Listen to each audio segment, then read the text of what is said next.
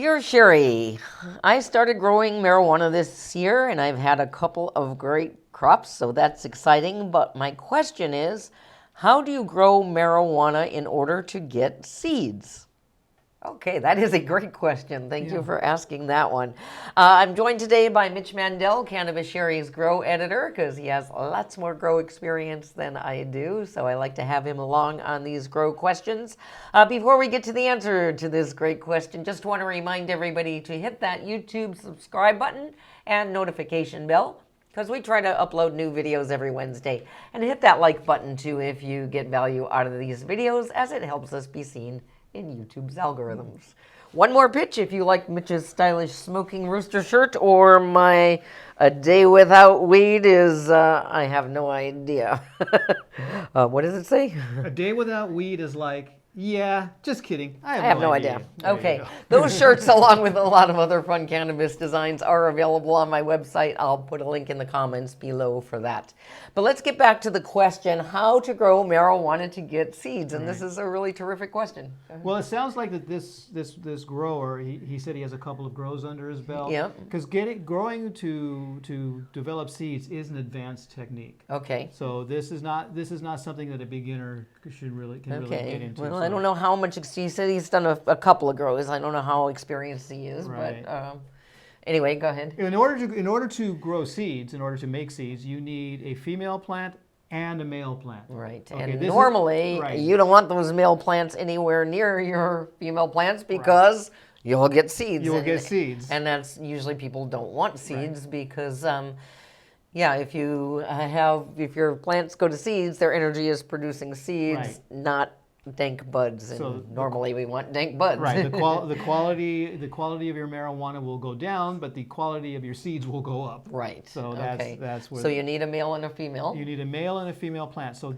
that's the hard part, is making sure you grow a male and grow a female of the same. If I would not want to try to cross-pollinate until you know what you're doing. Yeah, that is very advanced. So you don't want to cross an AK-47 with a strawberry cough until you know what you're doing. Right. So and you're trying to produce a special strain. Right. Which a lot of growers. And that can be a lot of fun. Well, that's a very, very advanced growing technique.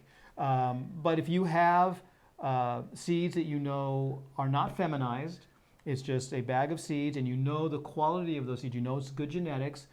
You just need to grow enough plants to know that you're going to get at least one male out of that group of plants. Right. Okay. Now, you're not going to leave that male with the other all of them, right? Or it depends what you want. Yeah. It depends what you want to do. I mean, if you're just looking to get seeds, then have at it. Once, so your female plants will start to flower, they will start to get buds, and then your male plant will produce pollen sacs. Mm-hmm. So, and now this is the fun part. You get to have sex with your plants. Okay. So, yeah, you want to elaborate on that? Well, there are different ways to pollinate your female plants. Some people will just clip off some of the pollen sacs after they've opened from the male plant. You'll have to watch them, and you'll see that they start to open, and they just shake it over the buds. Okay. And then they'll see the pollen drop onto the buds, and now you're going to grow seeds in those buds. Okay. So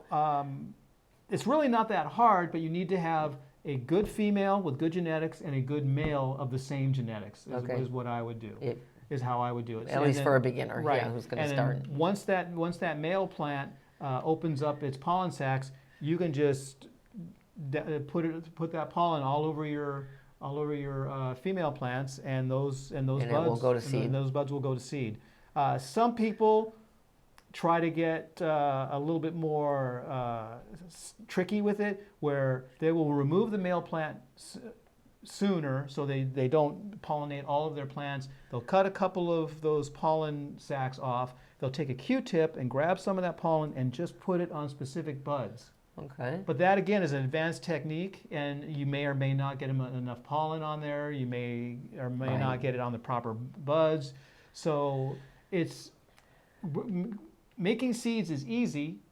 but getting it right, it can be a little bit more difficult. Okay, it is more of an advancing. And Absolutely. most of the growers I think that our channel is reaching are probably beginners or Right. people that are just starting, and you're probably growing just to have some good weed, Just to not have for some good seed. weed, right. But yes. Well, this one But reader yeah, had this question. So. had this question. No, it's a really good question. So know that you can do that, Right. but more often than not, if you're just a casual grower who's growing weed as a casual hobby to get some good weed in your stash, you're probably not going to bother And with you it. don't want that male plant then.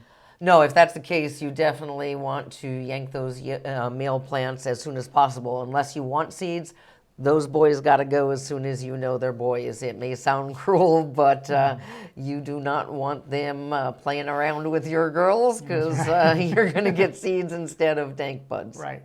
Okay. Great discussion. Thanks for that terrific question, and we will see you all next time. Bye-bye.